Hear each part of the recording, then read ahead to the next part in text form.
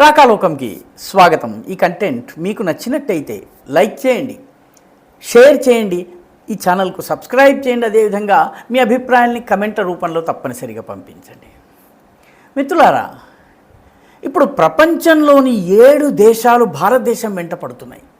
ఆ తుక్కంతా మాకు అమ్మేయండి, ఆ తుక్కంతా మాకు అమ్మేయండి అని చెప్పి స్క్రాప్ డీలర్లు వెంట పడ్డట్టుగా పాత సామాన్లు కొంటాం అని చెప్పి భారతదేశం చుట్టూ తిరుగుతున్నాయి. ఆ దేశాలు ఏమిటి? ఆ దేశాల పేర్లు వింటే మీరు ఆశ్చర్యపోతారు. ఒకటి ఆస్ట్రేలియా, ఒకటి కెనడా, ఒకటి న్యూజిలాండ్, ఒకటి యునైటెడ్ స్టేట్స్, ఒకటి యునైటెడ్ కింగ్డమ్ అంటే బ్రిటన్. వీటితో పాటు మరో 2 దేశాలు కూడా మాకు కావాలంటున్నాయి. ఒకటి ఫ్రాన్స్, మరొకటి జపాన్. ఈ 7 దేశాలు పాత సామాన్లు కొంటామని భారత డిఫెన్స్ శాఖ దగ్గరకు వచ్చి తుక్కును కొనుగోలు చేసేందుకు చాలా ఇంట్రెస్ట్ చూపిస్తున్నారు. ఏ తుక్కును కొనుగోలు చేయడానికి వచ్చారు? ఆశ్చర్యం కలుగుతుంది. ఇటీవల 5-6 రోజులు భారత పాకిస్తాన్ల మధ్య యుద్ధం జరిగింది. పాకిస్తాన్ మనపై దాడి చేయబోయింది, భంగపడింది. మనం మాత్రం పాకిస్తాన్కి సంబంధించినటువంటి టార్గెట్స్ని పిన్ పాయింటెడ్ యాక్యురసీతో కొట్టాము.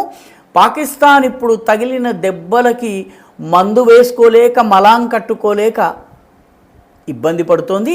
అయితే పాకిస్తాన్ మనపై ప్రయోగించినటువంటి డ్రోన్స్ కానీ, మనపై ప్రయోగించినటువంటి మిసైళ్ళు కానీ, వాటి శకలాలు మాకు కావాలని ఈ 5 దేశాలు అంటున్నాయి, 7 దేశాలు అంటున్నాయి. నిజానికి ఇందులో ఈ 5 దేశాలు ఏవైతే ఉన్నాయో, ఇందాక మనం చెప్పుకున్నటువంటి Australia, Canada, New Zealand, UK and USA, ఈ 5 కలిపి ప్రపంచంలో సిగ్నల్ ఇంటెలిజెన్స్ని షేర్ చేసుకునేందుకు 5 ఐస్ పేరిట ఏర్పడ్డాయి. ప్రపంచవ్యాప్తంగా రకరకాల ఇన్ఫర్మేషన్లు సేకరించి ఆ ఇన్ఫర్మేషన్ని షేర్ చేసుకుంటుంటాయి తమ ప్రత్యర్థుల విషయంలో, ఎదుగుతున్నటువంటి ప్రత్యర్థుల విషయంలో.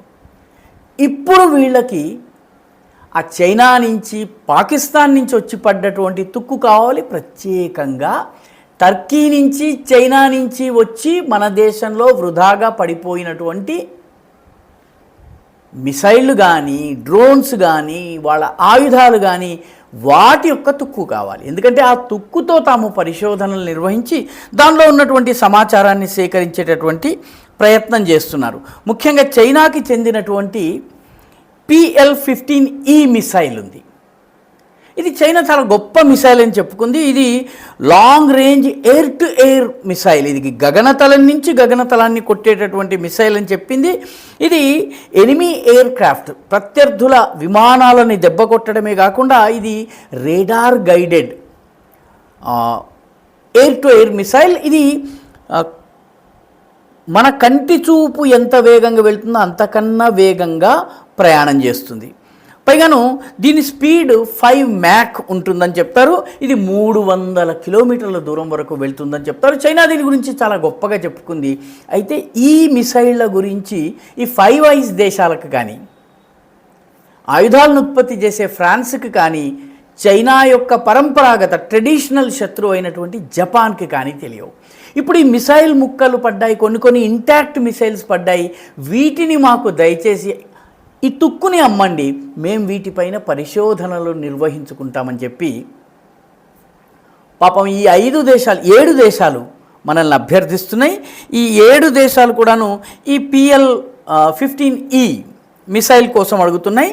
ఈ లాంగ్ రేంజ్ రాకెట్స్ కానివ్వండి, లాయిటర్ మ్యూనిషన్స్, డ్రోన్స్ కానివ్వండి, అన్మాన్డ్ ఏరియల్ సిస్టమ్స్ అంటే మానవరహిత, పైలట్ రహిత వాహనాలు కావచ్చును, టర్కీ ఉత్పత్తి చేసినటువంటి ఈహా డ్రోన్ కావచ్చు, సోన్గర్ డ్రోన్ కావచ్చు, వీటికి సంబంధించిన వివరాలు కావాలి. ఎందుకంటే దీని లోపల వీటిలో దీని ప్రొపల్షన్ సిస్టమ్ అంటే దీన్ని నడిపించేటటువంటి, దీన్ని ముందుకు తీసుకెళ్లేటటువంటి సిస్టమ్ ఏదైతే ఉందో అందులో డ్యూయల్ పల్స్ మానిటర్ ఉంటుంది. అదేవిధంగా 2-వే డేటా లింక్ ఉంటుంది, యాక్టివ్ రేడార్ సీకర్ ఉంటుంది. అదేవిధంగా ఈ మొత్తం అన్ని వివరాలను అధ్యయనం చేయడం కోసం ఇప్పుడు ఈ దేశాలు మన దగ్గరకు వస్తున్నాయి. ఎందుకంటే ఇంత మటుకు చైనా తన ఆయుధాలని అమ్ముకుంది కానీ ఎక్కడ ప్రయోగించలేదు. కాబట్టి అవి సఫలమా విఫలమా తెలియదు. ఇప్పుడు మన దేశంలో ముఖ్యంగా హోషియార్పూర్లో అయితే ఒక చైనీస్ PL-15E మిసైల్ దొరికింది.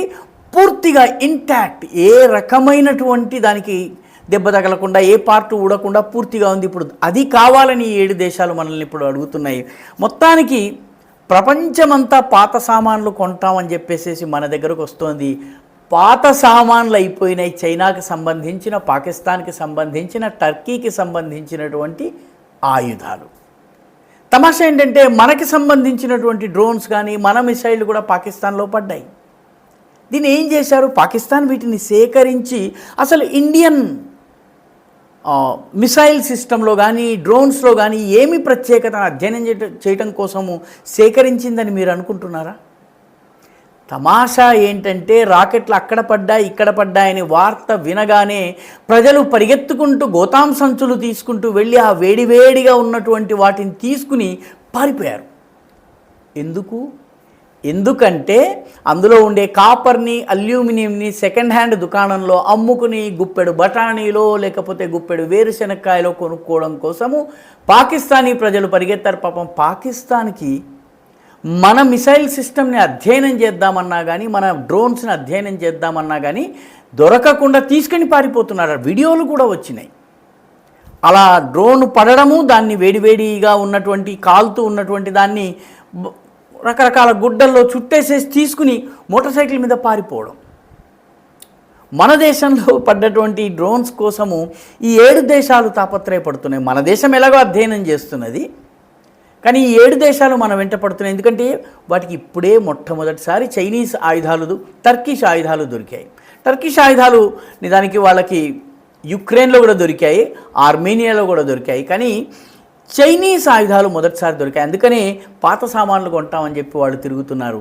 పాకిస్తాన్లో నిజంగానే దొరికిన వాటిని వాళ్ళవైనా మనమైనా నేల మీద పడ్డ ప్రతిదాన్ని, దానిలోని రాగిని, అల్యూమినియంని, స్టీల్ని అమ్ముకునేందుకు సర్వసాధారణ ప్రజానీకం పోటాపోటీ పడ్డారు.